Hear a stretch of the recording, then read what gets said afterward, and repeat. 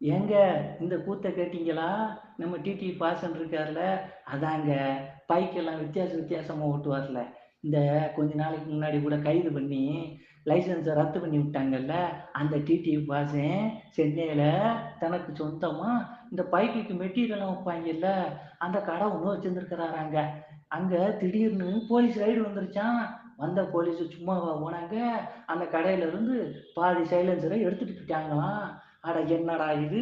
நம்ம டிடி வாசனுக்கு வந்த சோதனை அப்படின்னு நினைச்சிட்டு, நம்ம உள்ள இறங்கி விசாரிச்சதுக்கு அப்புறம் தான் தெரியுது, அவங்க எடுத்துட்டு போன சைலன்சர்லாம் இருக்கிறதுலயே அளவுக்கு அதிகமா சத்தம் தரக்கூடிய சைலன்சர்ஸாம். அட அது மட்டும் இல்லைங்க. அது வித்தியாசமா கத்துமாம் அந்த சைலன்சர். அதனால தான் அத போலீஸ்காரங்க எடுத்துட்டு போய்ட்டாங்களாம். இப்ப நம்ம டிடி வாசனு வடை போச்சேங்கிற மாரி சைலன்சர் போச்சேன்னு வருத்தப்பட்டுட்டு உட்கார்ந்திருக்காராம்.